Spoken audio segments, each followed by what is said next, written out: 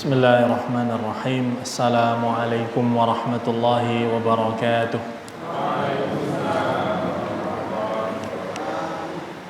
Alhamdulillahi rabbil alamin. Alhamdulillahi hamdan syakirin. Alhamdulillahi hamdan na'imin. Hamdan yuafi ni'amahu wa yukafi'u mazidah. Allahumma rabbana lakal hamdu kama yanbaghi li jalali wajhikal karim wa 'azimi sultanik. Allahumma ya hayyu ya qayyum birahmatika nastaghith aslih lana sya'nana kullah wa la takilna ila anfusina tarfata 'ain. Allahumma salli wa sallim wa barik wa an'im 'ala an-nabiyil mustafa war rasulil mujtaba khairil anami wal wara wa khairi man wati'a ath-thara Muhammad ibn Abdullah huwa safiyuhu wa khaliluhu wa khiratuhu min khalqihi ballagha risalah وأدى الأمانة وكشف الله تعالى به الغمة وترك أمته على المحجة البيضاء ليلها كنهارها ولا يزيغ عنها إلا هالك فجزاه الله عنا أحسن ما جزى نبيا عن قومه ورسولا عن أمته وسلم تسليما كثيرا أما بعد Alhamdulillah Rabbil Alamin. Jamaah kajian Malsin, al-ikhwan wal akhwat, al-aba wal ummahat, para hadirin yang dirahmati Allah Subhanahu wa taala. Alhamdulillah Allah masih perkenankan kita untuk hadir di majelis ini. Allah masih perkenankan kita untuk melaksanakan ketaatan demi ketaatan. Allah Subhanahu wa taala masih menyibukkan diri kita dengan berpindah-pindah dari satu amalan kebaikan ke amalan kebaikan yang lain. Nikmat yang kita minta semoga kita diberikan istiqomah dalam menjalaninya. Nikmat yang semoga Allah Subhanahu wa taala tutup kehidupan kita ini dengan amal-amal kebaikan.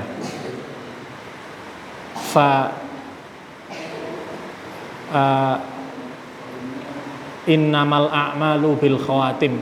Sesungguhnya amal kebaikan atau amal-amal itu tergantung akhirnya. Tentu yang kita harapkan bukan hanya kita melakukannya sekali, dua kali atau sekarang.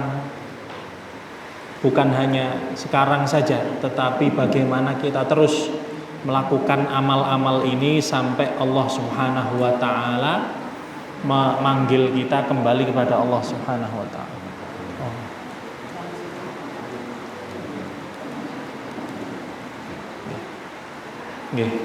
Sebagaimana Allah Subhanahu wa taala berfirman, yuthabbitullahu alladhina amanu bil qawli tsabiti fil hayatid dunya wa fil akhirah.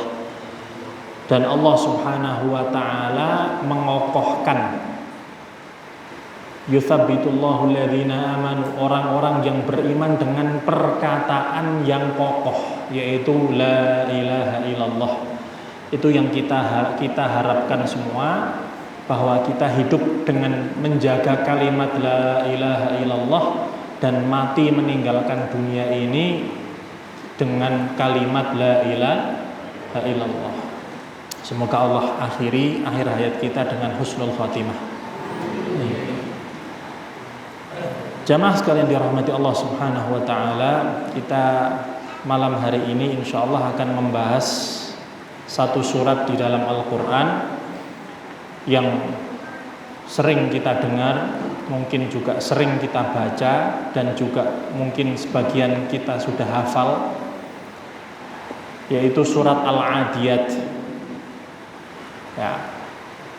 Cuma ketika kita sudah sering membacanya, sudah mungkin sebagian dari kita menghafalkan surat Al-Adiyat, tapi belum tentu mungkin kita memahami ayat-ayatnya, memahami maknanya, merenungi isi kandungannya, dan bahkan mengamalkan isinya. Karena Al-Quran Allah Subhanahu wa ta'ala turunkan sebagai kitab ini bukan hanya untuk qiraah, bukan hanya untuk dibaca,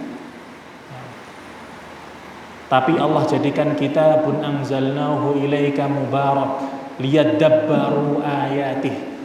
Kitab ini Allah Subhanahu wa taala turunkan sebagai kitab yang berkah, bukan hanya untuk tilawah, Memang salah satunya untuk dibaca, tetapi juga liyadabbaru ayatihi, untuk ditadaburi makna-maknanya, waliyatadzakkara ulul albab, dan supaya orang-orang yang memiliki hati, memiliki pikiran itu mampu mengingat, mampu mengambil pelajaran dari tadabbur ini. Ya, jadi ini termasuk haknya Quran dan kewajiban kita sebagai seorang muslim, bagaimana berusaha memahami ayat-ayatnya, selain membaca tentu menegakkan huruf-hurufnya dengan kita belajar membacanya. Kalau sudah mampu membacanya, kita tegakkan isi kandungannya, makna-makna yang terkandung di dalamnya, dengan kita menghidupkan isi Quran ini dalam kehidupan kita sehari-hari. Dari mulai hal-hal yang sederhana sampai hal-hal yang besar berkaitan dengan tatanan masyarakat. Kita berusaha uhkimat ayatuh, betul-betul diamalkan hukum-hukumnya, ditegakkan isi kandungannya. Ma'asyiral muslimin rahimani wa rahimakumullah. Kita membaca surat Al-Adiyat ini nanti ada 3 kandungan besar maknanya. Tetapi sebelum kita masuk ke dalam isinya, alangkah baiknya kita dengarkan sama-sama apa yang Allah Subhanahu wa taala firmankan dari surat Al-Adiyat. Allah Subhanahu wa taala berfirman, A'udzu billahi minasy syaithanir rajim. Bismillahirrahmanirrahim. Wal 'adiyati dhabhan فالموريات قدحا فالمغيرات صبحا فأثرن به نقعا فوسطن به جمعا إن الإنسان لربه لكنود وإنه على ذلك لشهيد وإنه لحب الخير لشديد أفلا يعلم إذا بعثر ما في القبور وحصل ما في الصدور إن ربهم بهم يومئذ لخبير. Surat Al-Adiyat, surat yang sebagian ulama mengatakan bahwa surat ini turun di Mekah, sebagaimana dikatakan oleh Abdullah ibnu Mas'ud radhiyallahu taala anhu. Tapi sebagian lain mengatakan enggak, turunnya di Madinah, sebagaimana perkataan Abdullah ibnu Abbas radhiyallahu taala anhu. Ada 2 perbedaan pendapat ulama di sana, di antara 2 sahabat ini.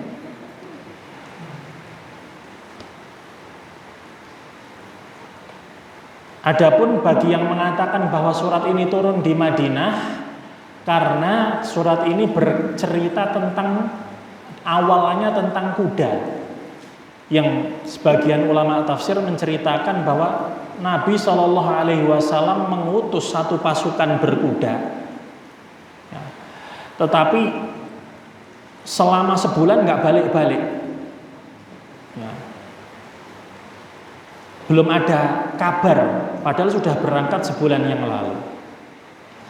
Maka Allah Subhanahu wa taala menurunkan satu ayat yang berkaitan dengan kuda, lebih spesifiknya adalah kuda perang.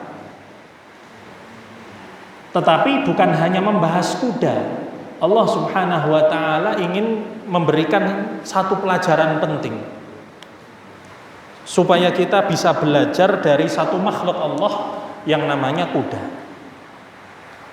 Di surat Al-Adiyat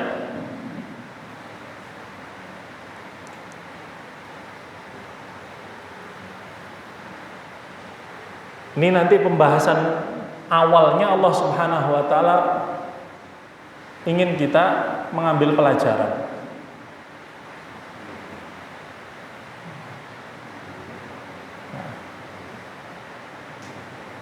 Pelajaran dari satu makhluk Allah yang namanya kuda, lebih spesifiknya kuda perang.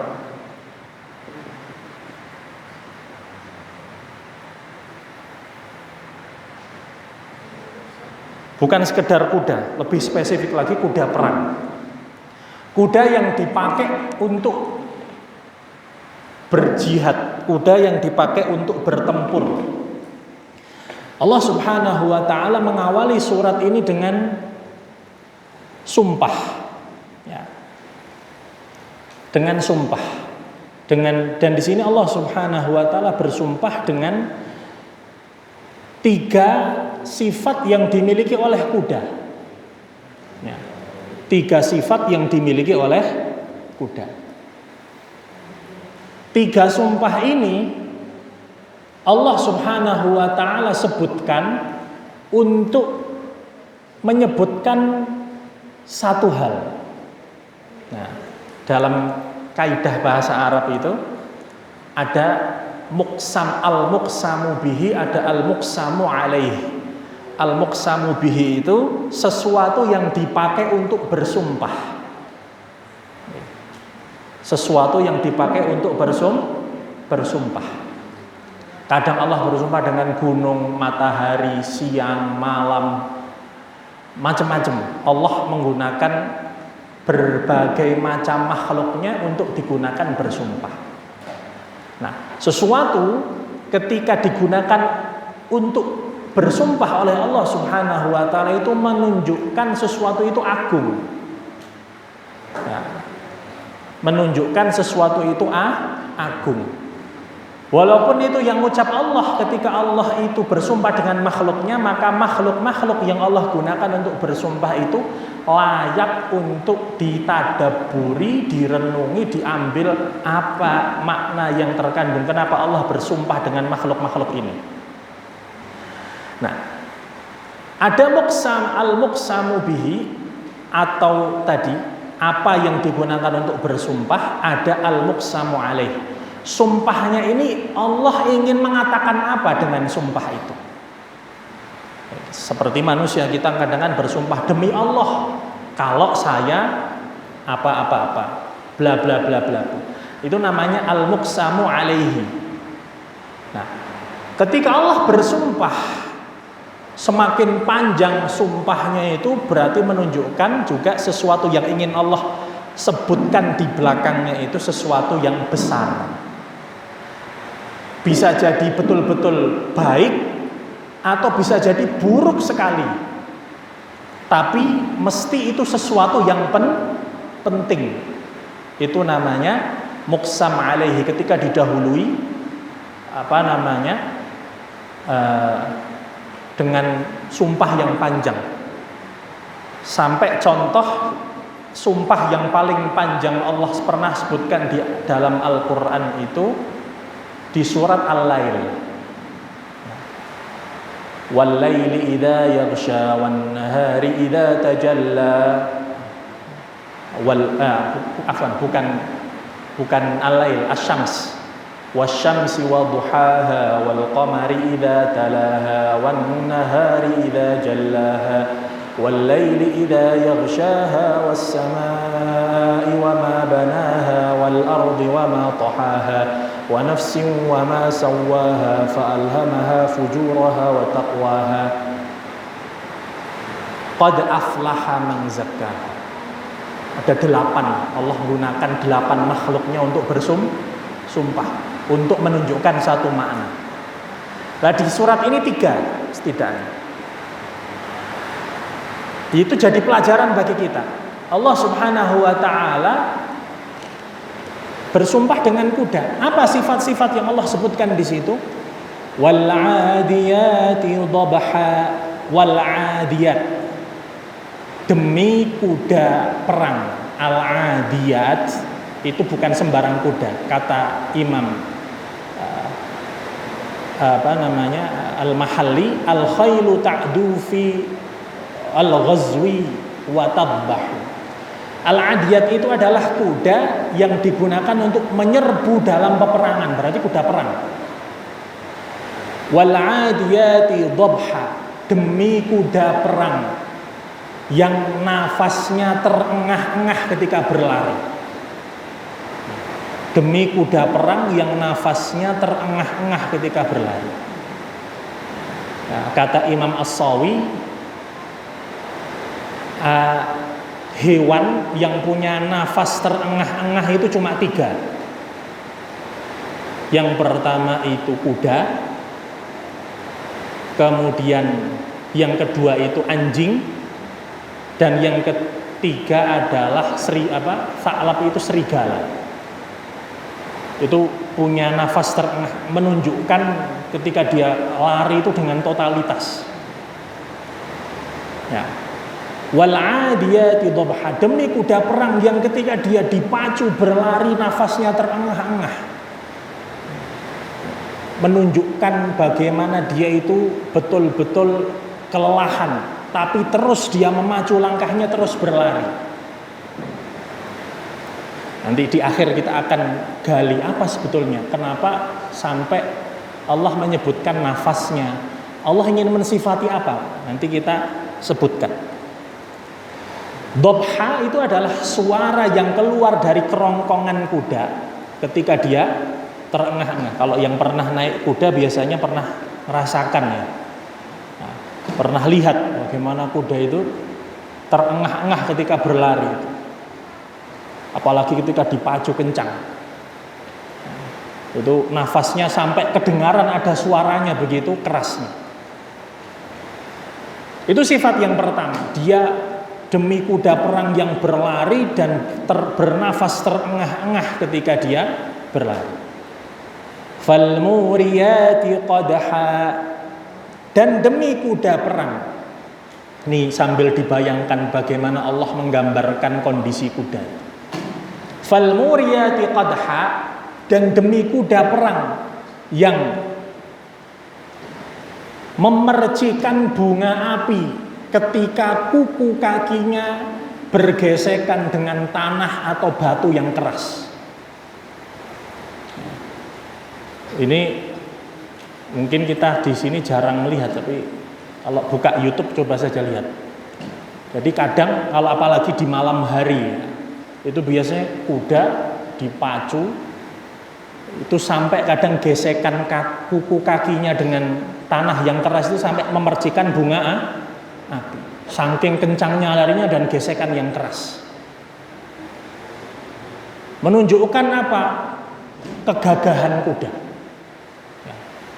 Bagaimana langkah kakinya itu sampai kemudian memercikan bunga api, gesekan panasnya kuku kakinya itu dengan tanah yang keras atau bebatuan yang ada.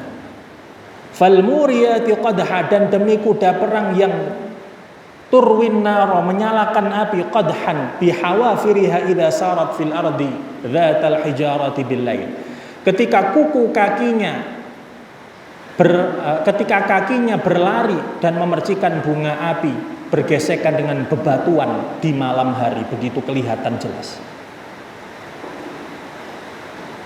Fal mughirati subha, dan demi kuda perang yang menyerbu musuh-musuhnya di waktu pagi hari, di waktu dini hari, ketika masih gelap, di pagi subuh gelap gulita, ketika banyak makhluk-makhluk Allah itu tidur dan terlelap dalam istirahatnya, kuda itu sudah bangun mengerjakan tugasnya, mengerjakan kewajibannya, mengerjakan apa yang diperintahkan untuknya.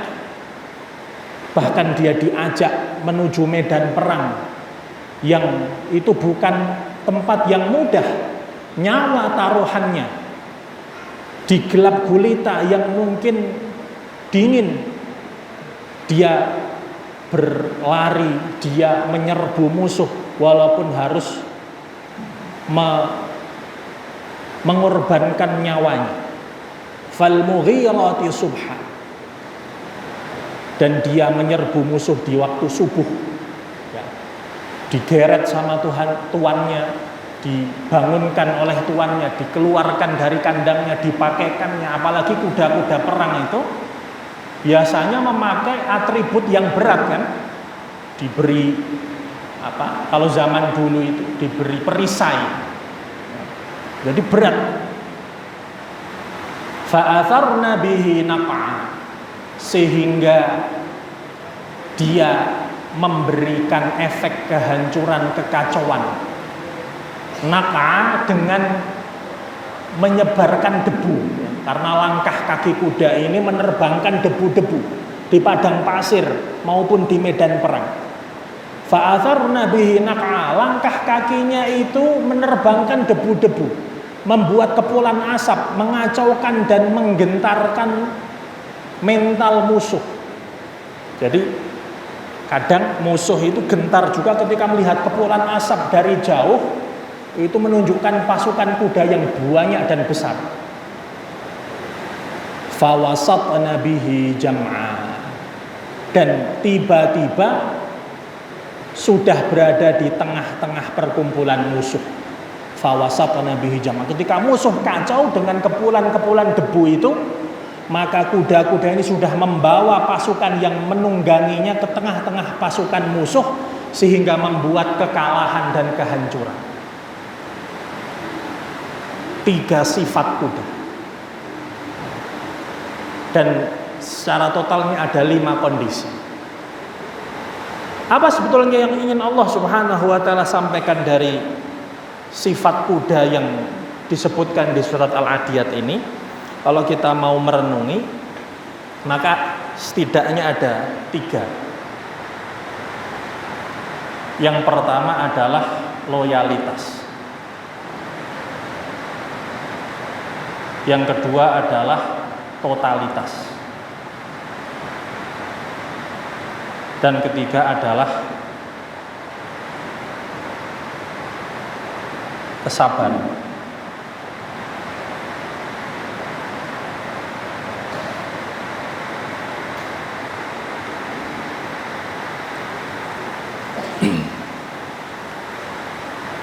Ini 3 karakter yang setidaknya bisa kita baca dari apa yang Allah Subhanahu wa ta'ala sebutkan. Wal 'adiyati dhabha, demi kuda yang bernafas dengan terengah-engah, dipacu dengan kencangnya, dia kelelahan, nafasnya terengah-engah, dia terus berlari mengikuti instruksi dari tuannya. Kemudian totalitas, bekerja sepenuh hati, semaksimal mungkin, bahkan walaupun harus mengorbankan nyawanya. Kuda yang sudah dilatih sedemikian rupa untuk terjun di medan tempur, ya sudah, dia totalitas. Dibawa di malam hari, di siang hari, bahkan terkadang dalam kondisi dingin maupun panas, dia berangkat bersama tuannya. Kemudian bagaimana dia rela mengorbankan nyawanya, totalitas dalam beramal, sepenuh hati. Yang ketiga adalah kesabaran, keteguhan. Keteguhan, teguh menghadapi berbagai macam kesulitan. Teguh atau sabar inilah yang membuat sifat keberanian itu muncul. Kata ulama, as-syaja'atu sabrus sa'ah. Keberanian itu adalah kesabaran yang sesaat. Jadi kesabaran ini adalah modal utama orang punya keberanian. Kenapa orang berani bertempur ke medan perang, berani meninggalkan keluarganya? Karena dia punya kesabaran menghadapi rasa sakit, kesabaran rasa rindu meninggalkan keluarganya, sehingga dia punya keberanian untuk itu. Maka keberanian ini, kata sebagian ulama, as-syaja'atu sabrus sa'ah. Keberanian adalah kemampuan kita untuk menahan. Keberanian adalah ketika kita punya kesabaran. Nah, Loyalitas ini juga bisa kita maknai sebagai al-wafa, kesetiaan, setia. Dan juga tahu balas budi. Nah inilah nanti yang bagaimana Allah ingin memberikan kita pelajaran. Kuda itu dipelihara oleh pemiliknya, gitu kan? Kuda itu diberi makan oleh pemiliknya.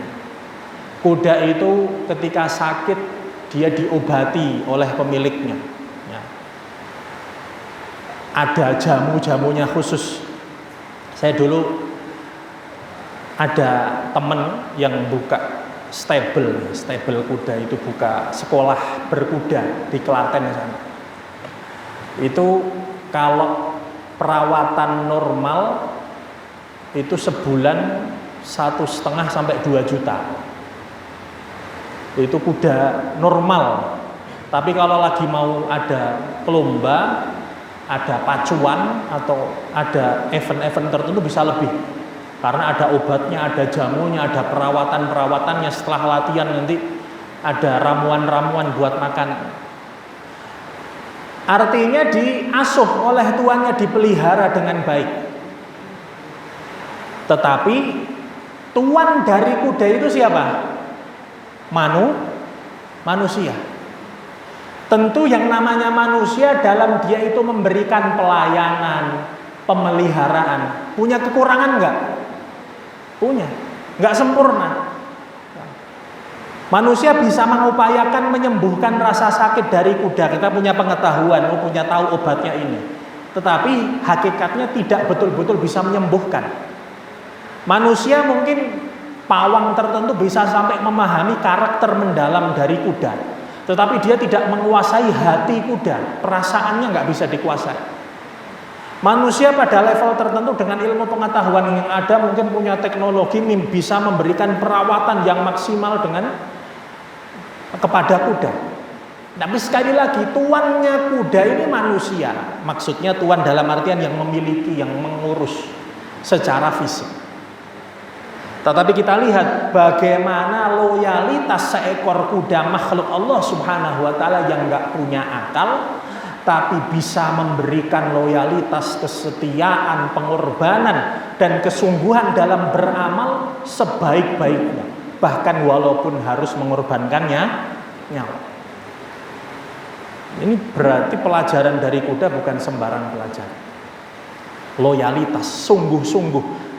Ibarat kalaulah dia itu makhluk yang mukallaf, yang diberikan tanggung jawab oleh Allah, bagaimana dia betul-betul ibadahnya itu total, siap mengorbankan hartanya, nyawanya di jalan Allah Subhanahu wa taala, loyal kepada Allah, setia, nggak pernah mengecewakan Allah, bermaksiat, kemudian melakukan kemungkaran-kemungkaran yang dibenci oleh Allah Subhanahu wa taala. Kesabaran dalam menahan beban, menahan ujian cobaan dari Allah Subhanahu wa taala. Itu kalaulah seandainya saja kuda itu makhluk mukallaf. Padahal dia adalah makhluk yang tidak berakal dan tidak Allah Subhanahu wa taala berikan taklif untuk beribadah seperti kita manusia. Tetapi Allah ini memberikan satu pelajaran bagaimana kuda mampu menunjukkan loyalitasnya. Padahal tuannya itu nggak sempurna. Ya, padahal tuannya itu nggak sempurna. Nah, kadang kalau telat ngasih makan atau telat ngasih obat ya mati. Ya, karena kadang manusia tidur, manusia kecapean, lupa.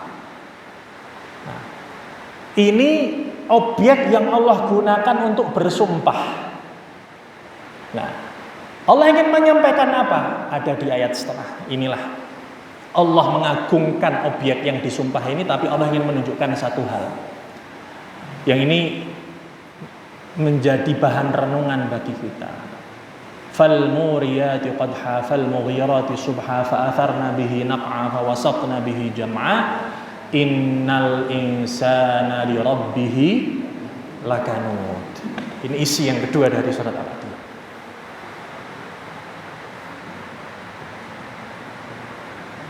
tabiat manusia.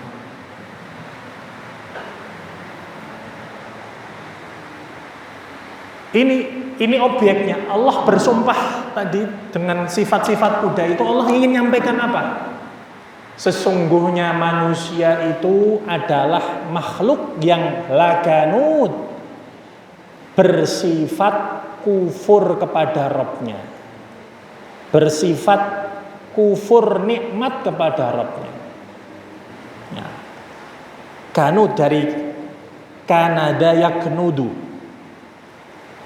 Kata Dhannun al-Misri, kata kanud di dalam Al-Quran di surat Al-Adiyat ini maknanya seperti al-halu', innal insana khuliqa halu'a. Kufur nikmat ini bisa dimaknai nanti banyak mengeluh ketika diberikan kenikmatan lalai. Ketika diberikan ujian gak sabar, ketika diberikan kenikmatan lalai untuk bersedekah, lalai untuk beribadah. Idza massahu syarru jazua, kalau ditimpa keburukan sama Allah Subhanahu wa taala, mencela, lidahnya mencela, mengeluh. Wa idza massahul khairu manu'a, kalau sedang dikasih kenikmatan, rezekinya dilonggarkan, nikmatnya diluaskan, manu'an, bakhil. Bakhil dalam beribadah, lalai dari ketaatan, nggak mau menginfakkan hartanya. Ini karakter manusia yang Allah sebutkan, kufur nikmat. Ya. Innal insana li rabbih laganud. Sesungguhnya manusia itu terhadap Rabbnya bersifat kufur nikmat. Yajhadu ni'matahu ta'ala, menolak atau mengkufuri nikmat yang setelah Allah Subhanahu wa taala berikan. Ya. Kalau kita mau mendalami makna kufur, kita perlu tahu juga makna syukur. Ya. Karena kadang sesuatu itu dipahami dengan lawan katanya. Maka supaya tidak jatuh pada kekufuran dalam kenikmatan Allah Subhanahu wa taala, kita perlu mengetahui makna syukur. Ya. Oleh sebagian ulama tafsir disebutkan bahwa asyukru i'tiraful qalbi biminnatillahi ta'ala. Syukur itu adalah pengakuan hati atas anugerah dari Allah Subhanahu wa taala. Wa talaqqiha iftiqaran ilaiha, dan menerima nikmat itu karena membutuhkannya. Wa sarfuha fi ta'atillahi ta'ala, dan menggunakan nikmat ini untuk ketaatan. Mengakui pengakuan hati atas kenikmatan Allah, menerimanya dengan penuh kefakiran, kemudian menggunakannya untuk ketaatan. Itu namanya bersyukur. Ya. Maka ketika seorang manusia itu tidak pandai-pandai mengakui nikmat Allah Subhanahu wa ta'ala, atau menerima nikmat itu dengan kesombongan, dengan mengatakan akulah yang mendapatkannya atas usahaku sendiri, seperti kata Qarun, innama utituhu ala ilmin indi, aku mendapatkan harta yang banyak ini atas usahaku, atas lelahku sendiri, atas kepandaianku. Itu juga belum disebut bersyukur, mendapatkan nikmat tapi bangga dengan penuh kesombongan. Wasarfuha fi ta'atillah, dan orang belum dianggap betul-betul bersyukur ketika dapat nikmat, enggak digunakan untuk kebaikan, malah digunakan untuk kemaksiatan. Ya.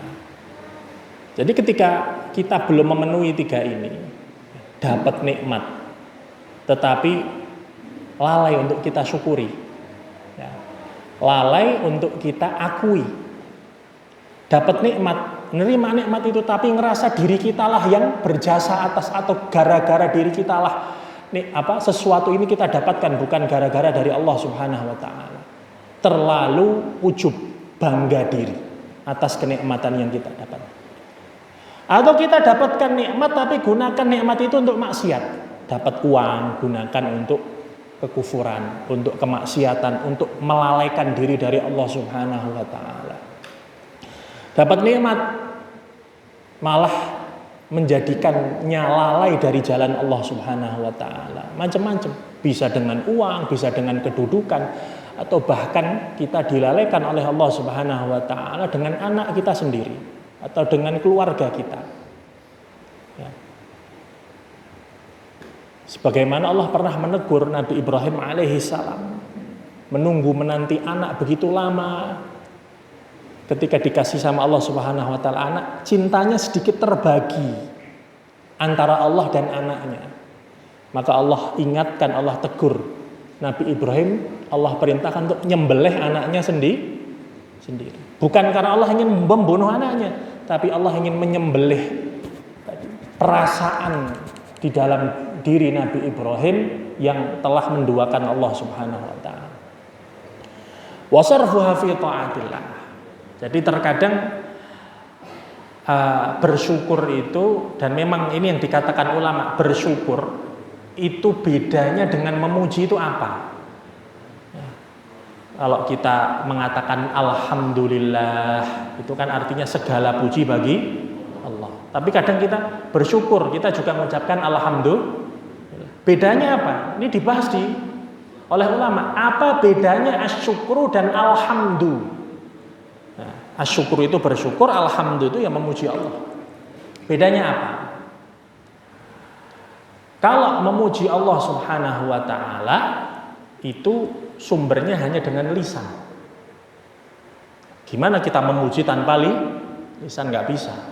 Tapi bersyukur itu bisa melalui lisan maupun perbuatan. Jadi dua sumbernya, bukan hanya lisan tapi juga perbuatan. Bersyukurnya kita dengan perbuatan, bagaimana nikmat yang kita miliki ini kita gunakan untuk ketaatan. Nah, syukur ini juga, ya, sebagian ulama mengatakan asyukru qaidul mawjud wa saydul mafqud. Syukur adalah pengikat nikmat yang sudah ada,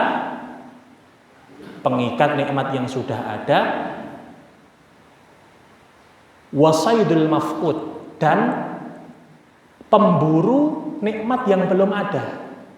Jadi dengan syukur ini, nikmat yang sudah kita miliki ini insya Allah Allah jaga untuk kita, dan nikmat yang belum kita miliki Allah akan berikan pada kita. Asyukru qaidul mawjud wasaidul mafqud. Pengikat bagi nikmat yang sudah ada dan pemburu atau penangkap bagi nikmat yang belum kita miliki. Sebagaimana Allah berfirman, la in syakartum la azidannakum wa la in kafartum inna adzabi lasyadid. Maka tabiat manusia yang ini hampir alami oleh banyak sekali manusia adalah kufur nikmat.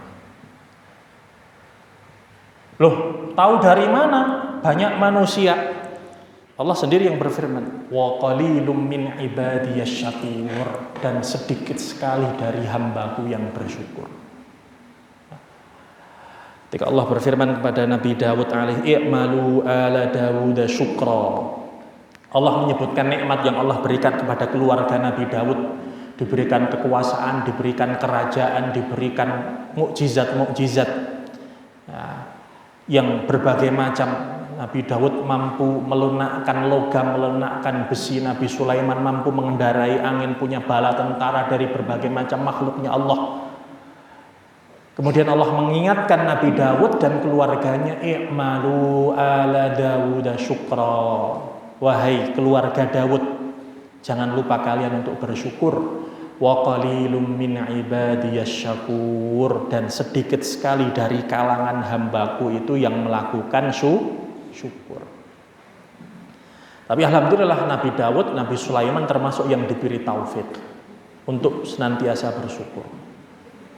Sehingga terkenal dalam Al-Qur'an doanya, Rabbi auzi'ni an ashkura ni'matakal lati an'amta alayya wa ala walidayya wa na'amala salihan tardah, dan seterusnya. Kufur nikmat. Nah, Innal insana li rabbih lakanun wa innahu ala dzalika lasyahid. Dan sesungguhnya manusia itu atas perbuatannya itu betul-betul menyadari. Nah, ini yang begitu parah. Sebetulnya sudah tahu ilmunya. Bahkan terkadang sadar kalau dia maksiat. Tapi dia tetap terobos, tetap terjang. Ya. Dan kedudukannya, dosanya di sisi Allah, orang yang bermaksiat dalam keadaan sadar dan tahu ilmunya, tentu di sisi Allah hukumannya lebih berat. Wa innahu ala dzalika lasyahid. Walaupun ayat ini difahami oleh ulama tafsir itu dengan dua cara. Ada yang mengatakan manusia ketika menyadari perbuatannya itu sadar, syahid, menyaksikannya. Ada yang mengatakan dan sesungguhnya Allah itu mengetahui perbuatan manusia. Nah, ini punya dua versi makna. Tapi di situ salah satu tadi berarti menunjukkan manusia ini lalai. Punya sifat karakter yang kedua itu lalai. Lalai. Sudah diberitahu tapi nggak mau tahu.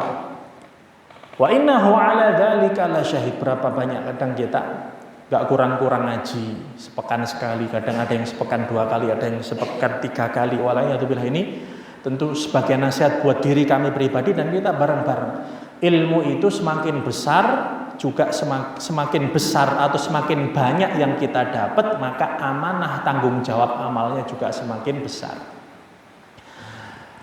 Maka salah satu hadis disebutkan manizdada ilman walam yazdad hudan lam yazdad minallahi illa bu'dan. Barang siapa bertambah ilmunya tapi tidak bertambah hidayahnya, kesadarannya untuk beramal, rasa takutnya kepada Allah Subhanahu wa taala, lam yazdad minallahi illa bu'dan. Ujung-ujungnya enggak akan bertambah apa-apa kecuali tambah jauh dari Allah. Jadi ada karakter orang tambah banyak ngajinya kok tambah jauh dari Allah. Ada. Ketika ilmunya ini enggak menjadikannya tambah hidayah, tapi hanya tambah pengetahuannya saja. Oh, tahu ini, tahu itu, tahu. Nah, ini tentu adalah muhasabah bagi kita semua. Walaupun fadilah ilmu begitu besar, fadilah ilmu begitu banyak, bukan berarti kemudian ya sudah mending nggak belajar. Justru nggak belajar lebih rumit nanti urusannya. Ya. Karena hari ini orang nggak belajar, hampir-hampir nggak ada udzur dari Allah, karena fasilitas keilmuan itu sudah lengkap. Ya. Orang kalau bodoh, pertama Allah perintahkan kita untuk belajar. Belajar dalam agama ini hukumnya wajib, apalagi belajar syariat.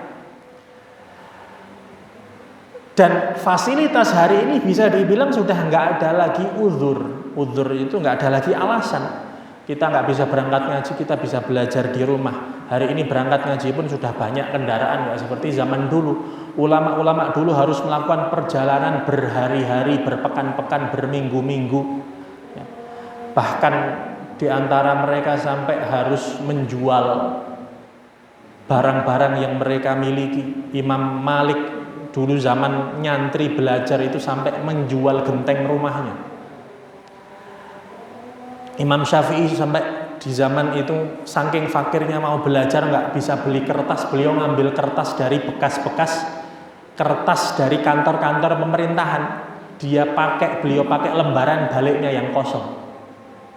Itu bagaimana kesungguhan ulama-ulama dulu. Hari ini Masya Allah fasilitas keilmuan dimudahkan bagi kita. Allah perintahkan kita untuk belajar.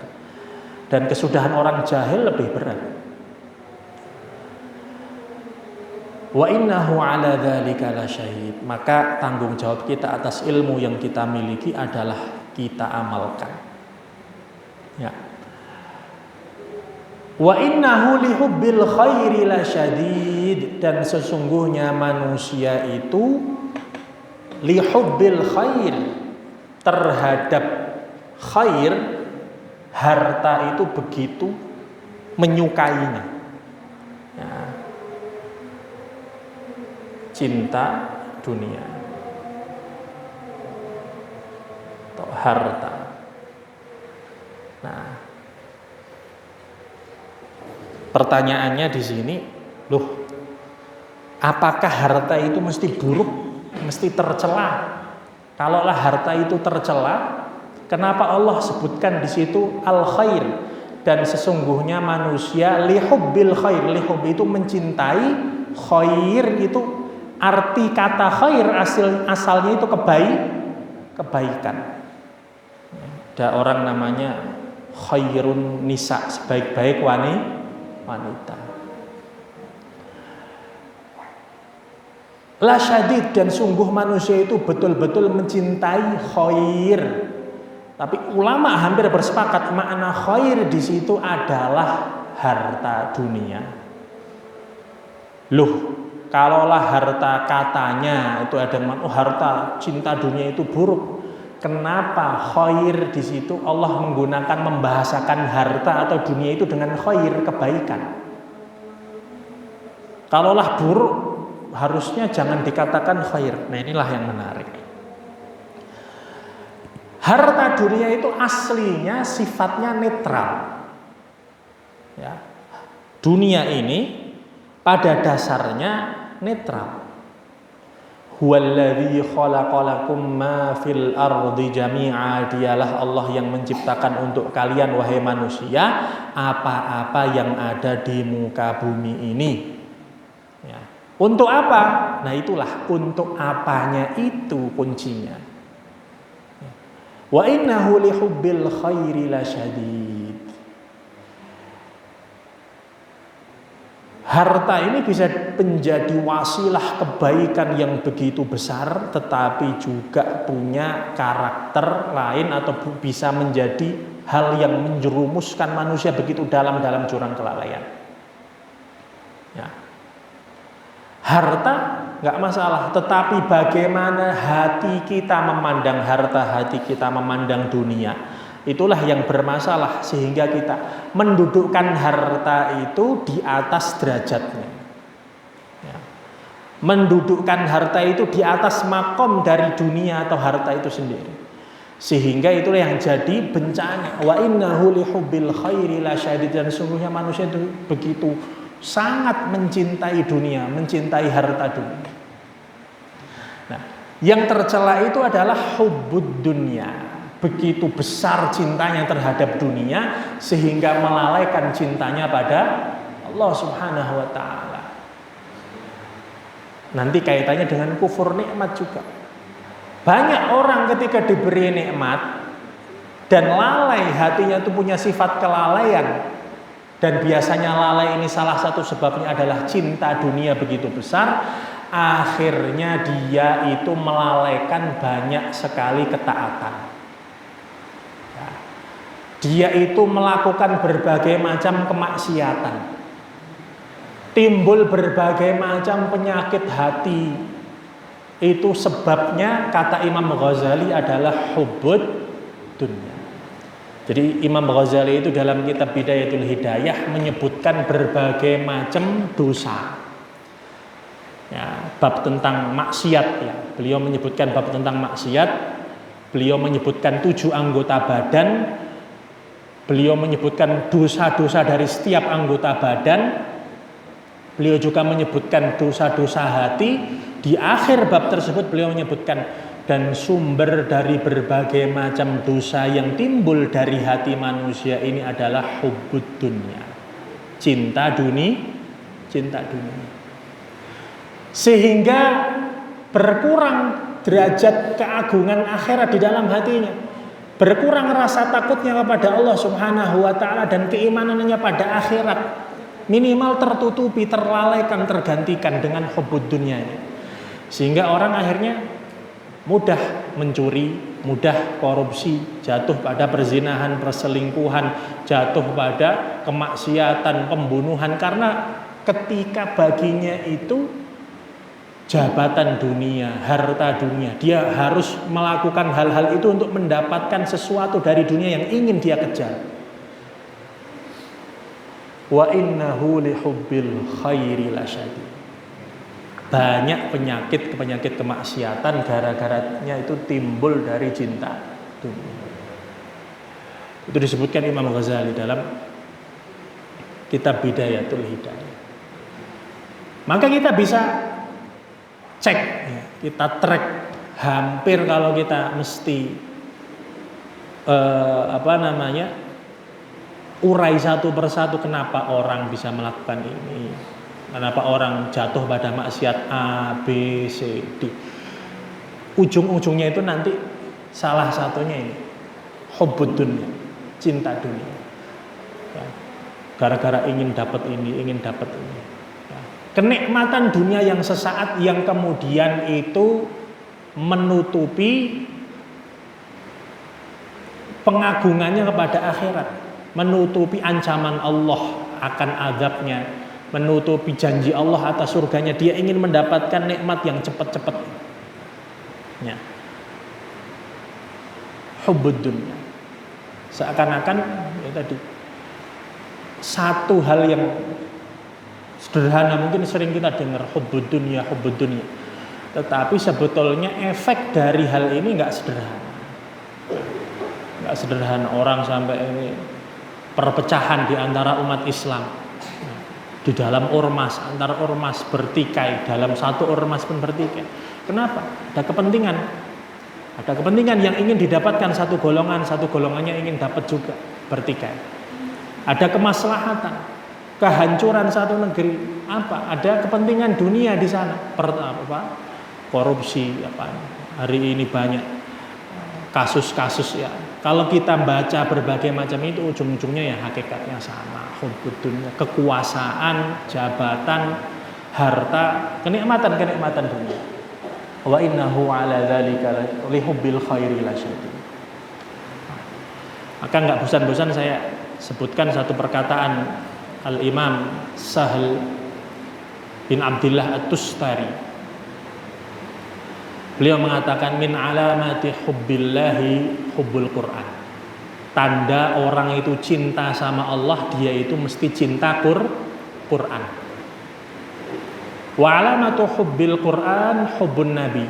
Tanda orang cinta sama Quran itu dia cinta sama Nabi. Ini rentetannya.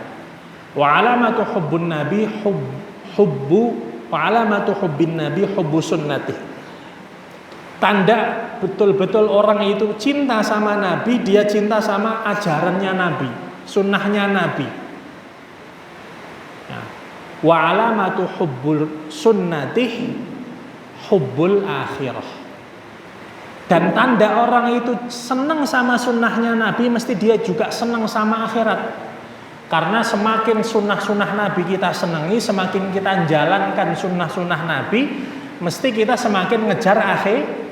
Karena nggak ada untung dunianya kebanyakan. Ngapain kita sholat sunnah, puasa Senin Kemis, puasa Daud? Mesti kan motivasinya akhirat. Tanda orang senang sama sunnahnya Nabi itu mesti senang akhirat. Wa alamatu hubbul akhirati bughdud dunya. Tanda orang cinta akhirat, mau nggak mau tuh dia membenci dunia. Membenci dalam artian dia nggak menjadikan dunia ini segala-galanya. Dia mampu memposisikan dunia itu sesuai tempatnya. Dia pelihara dunia itu di tangannya, bukan di hatinya. Bughdud dunya, nggak menguasai hatinya dunia itu. Nah, maka dijelaskan setelahnya, wa alamatu bughdid dunya, tanda orang itu benci sama dunia, senang sama akhirat, adalah alla ya'khudha minha illa bulghatan wa zadan lil akhirah. Orang tanda dia benci dunia, senang akhirat itu dia enggak akan mengambil dari nikmat dunia ini kecuali yang bisa menjadikan bekal kebaikan akhirat dan bisa menjadi wasilah sarana kenikmatan akhirat. Inilah karakter harta itu netralnya di sini. Bukan berarti kita nggak boleh ngambil dari dunia ini banyak. Bukan berarti kita nggak boleh jadi orang kaya. Apakah berarti kalau kita benci dunia, wong Islam itu kere-kere, yang penting akhirat? Enggak juga. Banyak sahabat-sahabat yang kaya raya, bersedekah, berjuang di jalan Allah dengan hartanya. Tetapi apa yang dimaksud dengan bughdud dunia? Boleh kok kita ngambil harta sebanyak-banyaknya asalkan kita tahu bahwa harta yang banyak ini kita sadari dalam diri kita, saya ngambil harta banyak di dunia ini untuk bekal akhir. Maka monggo, kalau kita pede mau ngambil harta banyak, nikmat yang banyak dari dunia ini, silahkan. Tetapi pastikan itu jadi bekal akhir. Tandanya apa kita buat bekal akhirat? Kalau kehilangan itu enggak kecewa. Kalau lagi diambil sama Allah itu enggak kecewa. Kalau lagi disuruh berinfak, kita keluarkan infak kita itu kita enggak rasa eman-eman. Ya. Lah itu silahkan. Terakhir,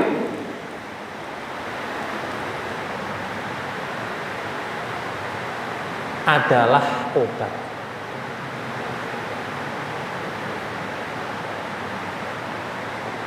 Allah berfirman, afala ya'lamu idza bu'thira ma fil qubur wa hussila ma fis sudur inna rabbahum bihim yawma idzil khabir. Cara kita biar lebih kenceng akhiratnya, lebih kenceng amal solehnya, tetap terus bisa mensyukuri nikmat Allah, kadang walaupun diuji, diberikan kesulitan sama Allah Subhanahu wa taala, bisa lebih sabar menghadapi ujian dari Allah Subhanahu wa taala. Obat yang pertama, afala ya'lamu idza bu'thira ma fil qubur. Tidakkah manusia menyadari idza bu'thira ma fil qubur, ketika dibongkar kuburan-kuburan itu, dibangkitkan nyawa, dibangkitkan jasad-jasad manusia dari kuburnya di hari kiamat nanti. Maka obat yang pertama adalah banyak mengingat kematian.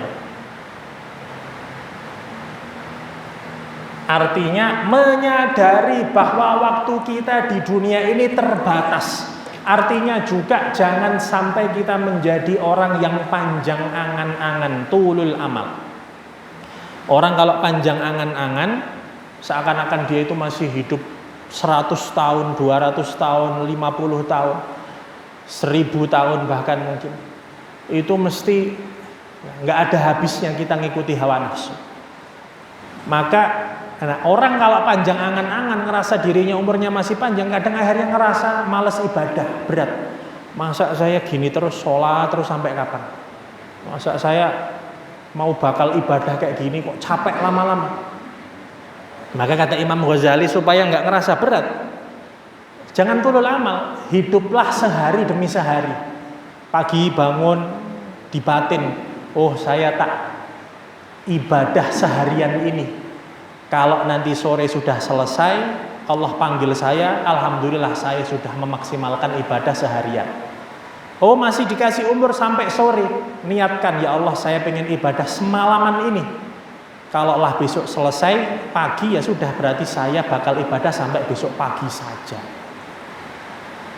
Jadi ingat mati, sadari bahwa umur kita itu terbatas, kita bisa mati kapan saja.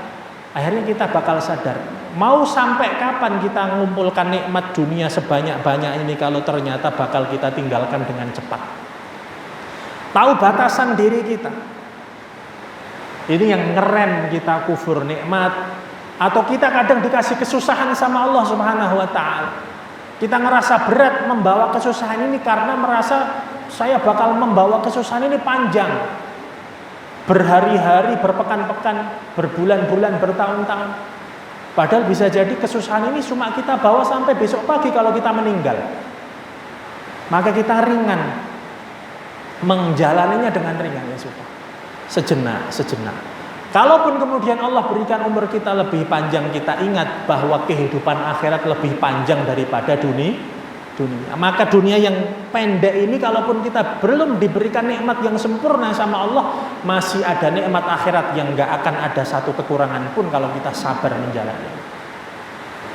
Ini yang ngerem hawa nafsu kita, hubbud dunia kita, rasa lalai kita. Ketika kita kufur nikmat, ketika kita dapat nikmat, atau bahkan ketika kita diuji sama Allah Subhanahu wa taala. Innal insana li rabbih lakanud. Afala ya'lamu idza bu'thira ma fil qubur wa hussila ma fis sudur. Dan tidakkah manusia mengingat ketika dibongkar isi hati mereka? Kita di hari kiamat nggak ada yang bisa menyembunyikan satu dosa pun dari sisi Allah Subhanahu wa taala. Bahkan manusia itu dibangkitkan sesuai amalnya. Ada yang dibangkitkan, mohon maaf, dengan berbentuk kepalanya itu kepala hewan. Nggak ada yang tersembunyi lagi dari sisi Allah Subhanahu wa taala. Wa hussila ma fis, dibongkar isi hati. Yauma tashhadu alaihim alsinatuhum wa aydihim wa arjuluhum, hari di mana lisan berbicara, tangan ngomong, kaki bersaksi atas dosa-dosa kita. Mau dari siapa kita sembunyikan maksiat-maksiat kita. Maka yang kedua, selain banyak mengingat mati, adalah perbanyak amalan hati. Jangan sampai kita hatinya itu lebih didominasi oleh suudzon kepada Allah, berbagai macam maksiat. Ya, walaupun juga bukan hanya maksiat hati, maksiat zahir juga. Cuma kebanyakan maksiat zahir itu timbulnya dari hati. Ya. Berbanyak amalan hati. Hindari maksiat hati juga. Sama, di kitab yang sama Imam Ghazali mengatakan maksiat-maksiat zahir itu biasanya timbulnya dari maksiat-maksiat hati. Ya, maksiat yang nampak dari anggota tubuh itu biasanya awalnya dari maksiat hati. Imam Ghazali menyebutkan 3 sumbernya: riya, ujub, hasad. Ini sumber maksiat hati. Ya, dengki, ujub, ini ya sombong, berbangga-bangga diri, dan riya. Ini nanti muncul berbagai macam penyakit-penyakit hati. Perbanyak amalan-amalan hati, husnudzon kepada Allah Subhanahu wa taala, ridho kepada qada dan qadarnya Allah Subhanahu wa taala. Senantiasa lapang dadanya. Ya. Nah, itu diantara obat. Ya. Jadi memperbanyak kematian, memperbanyak mengingat kematian. Ya, ini ya bisa kita lakukan di rumah, maupun kita melakukan ziarah kubur, atau kita menjenguk orang-orang yang sakit. Sekedar mengingat nikmat yang Allah Subhanahu wa taala berikan kepada kita. Karena dengan melihat kematian, melihat orang-orang yang ada di bawah kita, hati ini kadang akan lebih mudah untuk hidup. Nah, terakhir saya tutup dengan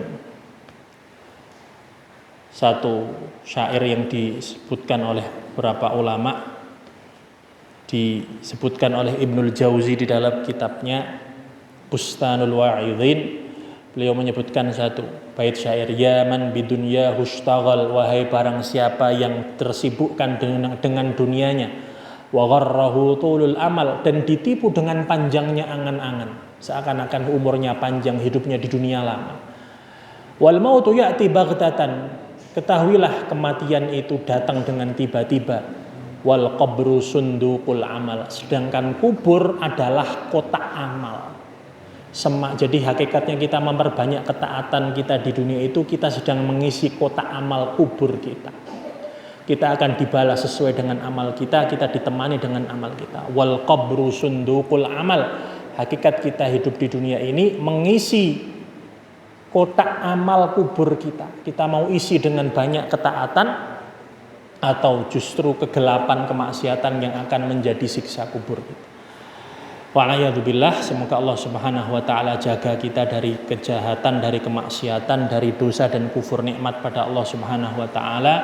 Semoga Allah Subhanahu wa taala hiasi diri kita dengan amal soleh, dengan keistiqomahan, dengan ketaatan kepada Allah Subhanahu wa taala. Semoga Allah lapangkan dada kita, sabarkan diri kita dalam menjalani takdir-takdir Allah Subhanahu wa taala. Allah ringankan segala beban-beban kita, Allah angkat penyakit, Allah mudahkan masalah-masalah yang kita hadapi. Allah Subhanahu wa taala berikan pertolongan terhadap setiap kesulitan bagi semua yang hadir di majelis ini secara khusus maupun bagi seluruh kaum muslimin. Allah angkat penyakit-penyakitnya, Allah mudahkan kesulitannya, Allah berikan kelapangan dadanya, ridho terhadap qada dan qadarnya Allah Subhanahu wa taala. Allah berikan optimisme, Allah berikan semangat untuk tetap beribadah kepada Allah Subhanahu wa taala. Semoga diberikan sakinah, mawaddah warahmah dalam keluarganya, dzurriatan salihah, anak-anak keturunan yang bisa menjadi penyejuk pandangan mata, yang bisa menjadi penerus perjuangan dan amal soleh kita di dunia dan menjadi tabungan jariah kita di akhirat. Allahumma ati nufusana taqwaha wa zakkiha ya rabbana anta khairu man zakkaha anta waliyuha wa maulaha rabbana zalamna anfusana wa illam taghfir lana wa tarhamna lanakunanna minal khasirin. Allahumma ati nufusana taqwaha wa zakkiha ya rabbana anta khairu man zakkaha anta waliyuha wa maulaha. Allahumma la tada' lana dhanban illa ghafartah wa la hamman illa farajtah wa la hajata min hawaijid dunya wal akhirah ya laka ridha wa lana fiha salah illa qadaitah ya arhamar rahimin. Wa sallallahu ala nabiyyina Muhammadin wa ala alihi wa sahbihi al-akhyar wa sallama tasliman katsira wa akhiru da'wana alhamdulillahi rabbil alamin. Subhanakallahumma bihamdika asyhadu an la ilaha illa anta astaghfiruka wa atubu ilaik. Assalamualaikum warahmatullahi wabarakatuh.